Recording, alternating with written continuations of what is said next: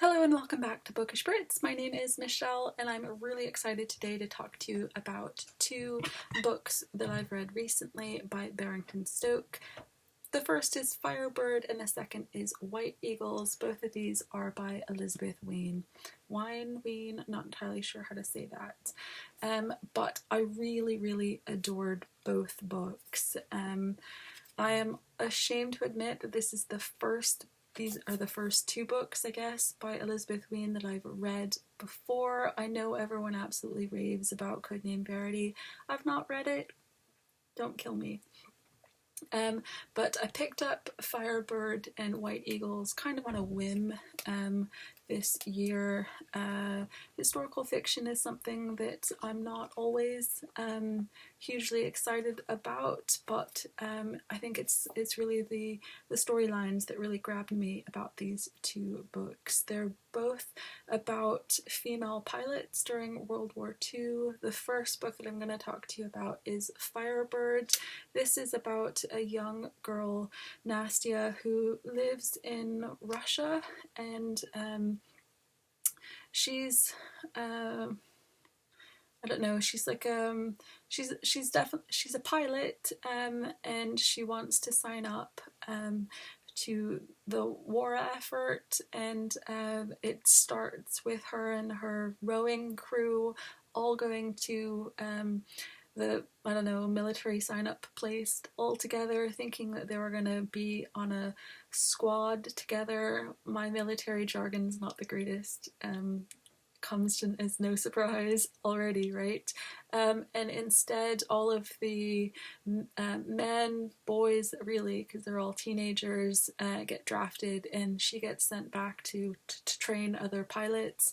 And it's only about halfway through the story that she finally gets to be an actual pilot in the Russian army, and it's such an exciting, exhilarating story.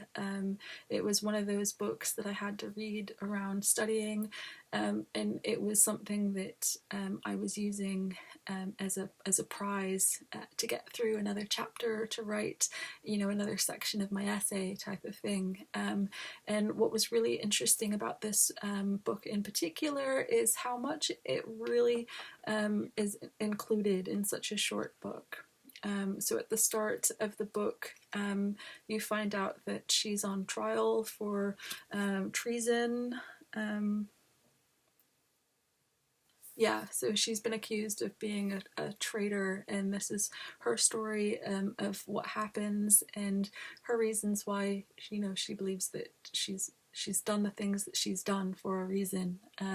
It was such a good story. I really felt for her all the way throughout, and I just wanted to know more. I wanted to know more about the characters, more about the story, more even about some of Russian history, which I'm not hugely familiar with as well. So it was such a really good book. And the second book, White Eagles, follows, I wouldn't say a similar line. The only really connection between the two stories is that they're both about female pilots, and it's both in World War II. This is about a Polish pilot during World War II, and she has a very different experience to Nastya entirely. Her and her twin brother are pilots, and they're kind of waiting for assignments, and she gets her assignment first, and she's going to be somebody that flies different places, dropping off important communications, and then Poland is invaded, and there is this plan that they're going to go to Romania if something like that happens. And then when this thing does happen, she finds that the plans have now changed. And as she's flying off from Poland, away from the Germans who have invaded, she finds that actually she has a stowaway with her, and the rest of the story is about what happens with that. And again, it's a very exciting, emotional story. And honestly, I do absolutely recommend reading both of these if you haven't already. And I just wanted to say a little bit more about Barrington Stoke, just in general. Their books are for dyslexic or struggling readers, which means that they're all going to be of a certain length, not very long.